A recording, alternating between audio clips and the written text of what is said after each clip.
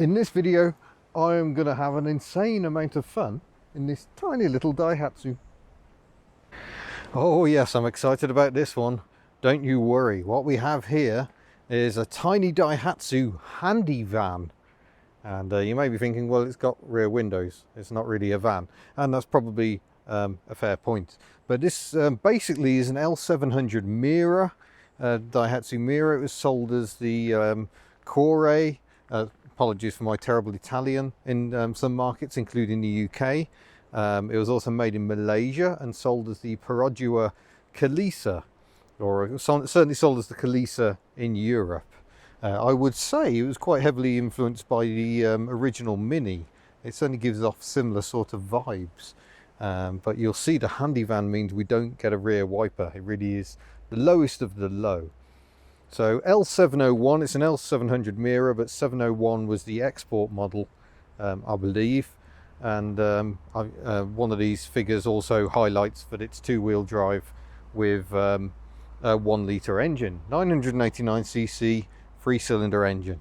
For my money, this is what the new Mini should have been, really, and I just adore it. I love all Daihatsus.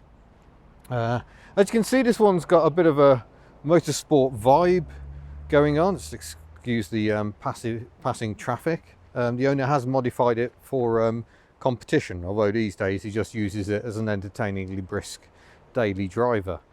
So it's got lowered suspension, it's got bigger wheels, it's got bigger front brakes, which amuses me because these discs look tiny, but this is the big bore brake kit from a Daihatsu Sirion, which uses the same running gear. I've had a Sirion and absolutely adored that as well. You can go and check out previous videos, some of my earlier videos in fact, of my little Sirion. It was superb, but sadly very, very rusty. So this car was built to K-car regs, unlike the Sirion, which was a bit larger.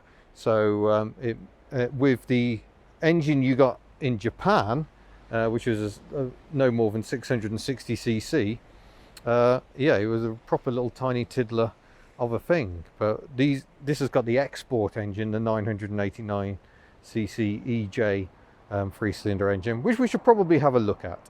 Now, thankfully the bonnet pins aren't actually fitted at the moment. The pins are there, but not the locking screws.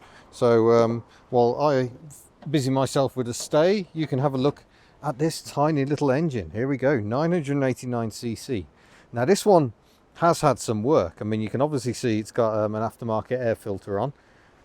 These don't always boost power, but at least it's got some shrouding to try and draw it from the cooler side of the engine bay. Although being behind the radiator, I can't imagine it's all that cool. We've got, you know, a very fancy catch can over here as well, and unfortunately that rather gets in the way of the standard breather and air intake. We've got this dinky, adorable little 3-branch manifold down here, which I absolutely love. And apparently it's had a gas flowed head and the ports opened up a bit. So yeah, this really is a tiny little performance machine. I can't remember what horsepower they were when new, around 50 brake horse I think, but I should say this one has a fair bit more going on. But you know, quite an accessible engine bay. Everything, there's the filter down there right next to the exhaust, so you don't want to have the engine too hot when you change that. But yeah, quite accessible. Fuel injection naturally. Yeah, quite a fun little thing. Moving indoors, which we can almost do without opening the door, so big are the windows, we shall clamber aboard. I'll just straighten the steering wheel. That's an oversight on my part. One day I'll remember that. And yeah, these are seats out of a Sirion. They're not the stock seats. If we jump in, it's all very simple and straightforward, but you can't see a vast amount really, because there isn't, you see, anything really. You can see we haven't got a rev counter. I've got the hazard switch here. Is that a push down one? It is. Nice proper indicator noise. But it's blanking plugs ahoy really. Heated rear window is about the only thing we've got. No air conditioning on these. Oh yeah, you can actually hear the flaps moving around in there. That's delicious. A more modern JVC head unit, and out of a Sirion it has the cup holder. And there's the gear lever for your amusement. Handbrake falling nicely to hand. Keep fit windows, keep fit locks, keep fit steering, keep fit everything really. I can't say the steering wheel is one of my favourite features of these cars. A proper sporty wheel might be quite nice, and acres of grey plastic. We can't do a rear seat test because there isn't one, but we'll get out and just have a quick explore. Indicators right, naturally, as you'd probably expect. There's the headlamp warning light. Oh, we've got some bling going on in here. Someone's got the LEDs out. Yeah, this magic button opens up the boot lid, where a previous owner has also fitted the handle from a cupboard, which just makes it a bit easier to open the actual boot. But yes, the Handivan was just designed to be a little load lugger really. Check your parcels in the back, go tearing around town. Not just simple flat panels here. Look underneath, we've got a little space saver wheel and the jack hiding under the floor. You can see the floor panel just bolts in to the standard Mira body shell. So I'm not sure what these would have been used for really. Or maybe they were just owned by people who frankly couldn't be bothered to give their friends a lift. There we go. This is the company that made the stickers. And here we go. So I quite like those stickers. It's not factory. Something of a Bath nature to them. I approve mightily. But I'm quite a long way up Mount Wellington at the moment. And you probably want to see how we got here. So buckle up tight. This is going to be fun. There we go. That breathes on little engine. Oh, fires into life. Wiper test before we get underway. Nothing bad to report there. Just a hint of overlap, so we get no triangle of doom. Lovely wiping pattern. I really like the crank on the driver's wiper arm. Gets it a lovely close angle right here. No rear wiper, more's the pity. And unfortunately my buckle is miles away on this seatbelt. I have to open the door to find the buckle. The little retaining pin is missing upon the seatbelt. Still, if that's all that's wrong after 161,000 kilometers, I don't much care.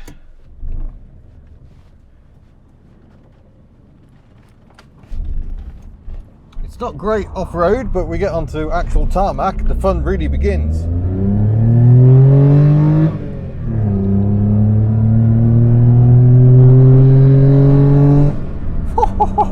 That's got us all the way up to 70 kilometers an hour there. So the induction roar and the free branch performance manifold and the gas flowed head really combined to give this car a quite hilarious noise. It has the crazy growling soundtrack I expected from the Mira Avanzato I drove recently. Well, I don't think this is as high revving as that little 4-cylinder engine.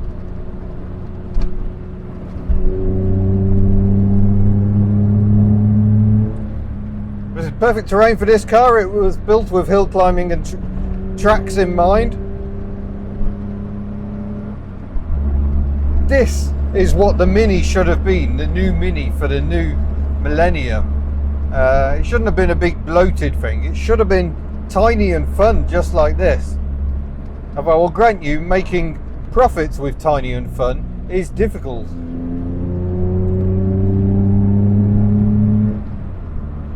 But it has modified suspension.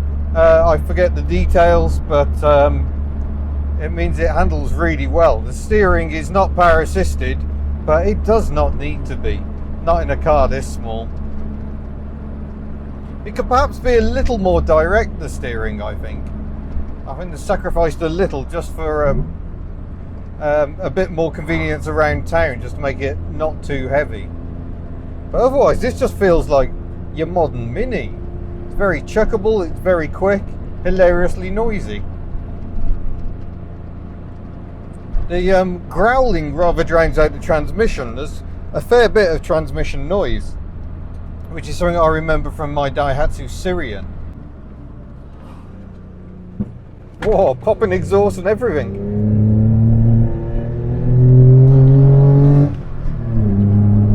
It's even lighting up an inside tyre. That's crazy stuff for a tiny little engine like this. You do have to keep the revs up a bit. You can't rely on torque. There really isn't any. Oh, it's a shame the speed limit's only 60. I think we could have a bit more fun if we could go just a little bit quicker. Oh, look at that lovely Morris Minor. So it may seem silly that such a little car was built with motorsport in mind, but it really was. And it's proof of my concept. I'm wearing the hoodie. Power, less is more. I mean, yes, this has a little bit more power than standard, but we're talking tiny increases really in the big scheme of things.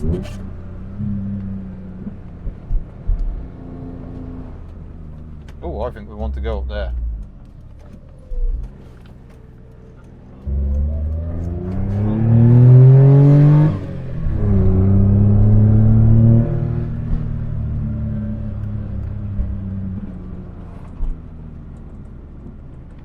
Okay, we can go. We're driving up Mount Wellington. Again, the speed limit's only 50 kilometers an hour, but I'm having a proper giggle trying to just keep at 50 kilometers an hour. I will slow down with this emerging vehicle here. Oh, especially as they got that wrong.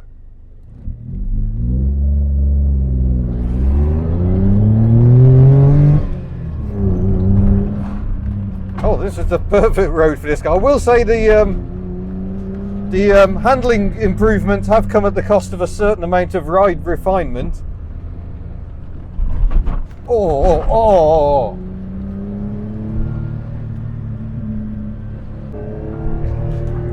Oh, this car is barking insanity. I love it.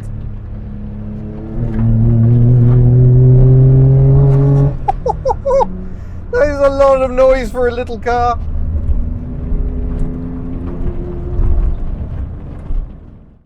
So while we briefly pause, I will say the driving position is still not perfect. I can't actually get the seat back quite far enough, which is also a problem I had in the Syrian.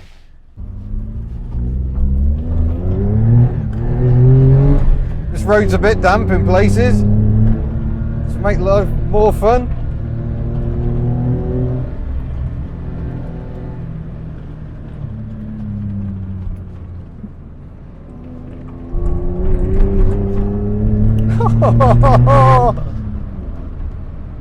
Oh man, I love tiny little cars that you can exploit fully on the public highway. Imagine coming up here in a Veyron or even a bloody Evo. Hairpin.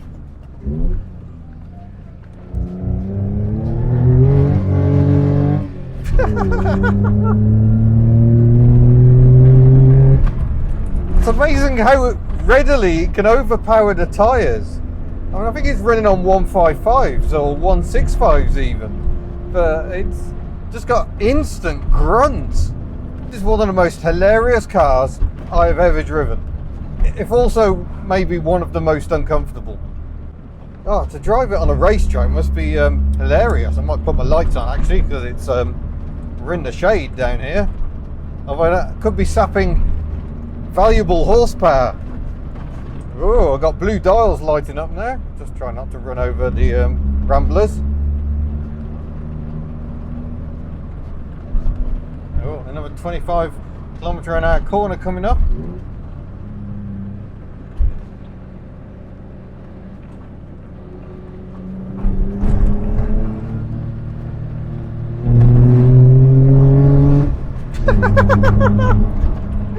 Oh, that might be a bit quick.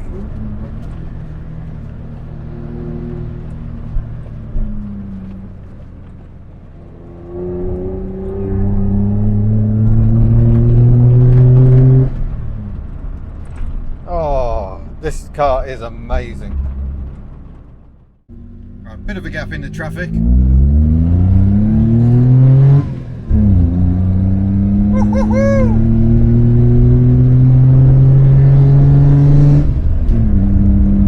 How can a 1 litre engine be this much fun?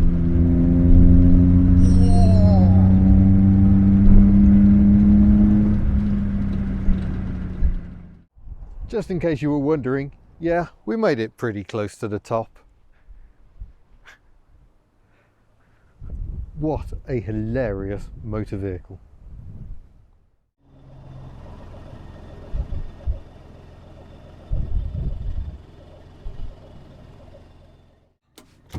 Bonus hoonery.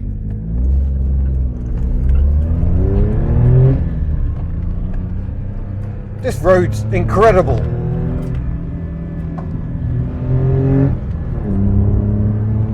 As is this car, I can't believe how well it picks up. Oh man. It's a 90k speed limit down here, which we are doing at the moment. Oh wow. You don't want any more power than this, believe me. I don't honestly believe it's possible to go faster than this down here.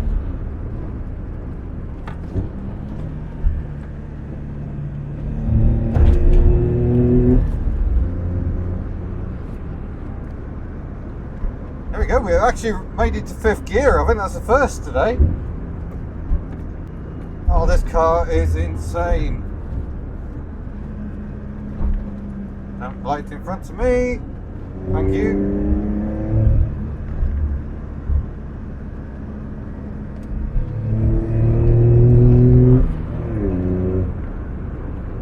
Oh wow. It may be bouncy, it may occasionally be uncomfortable, but this car is just so much fun to drive.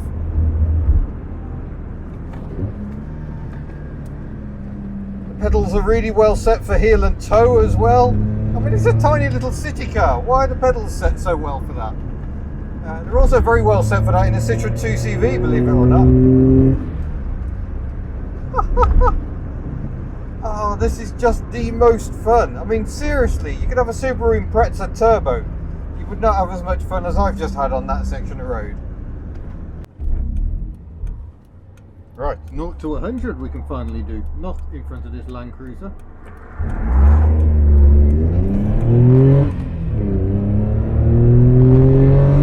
Maybe downhill slightly.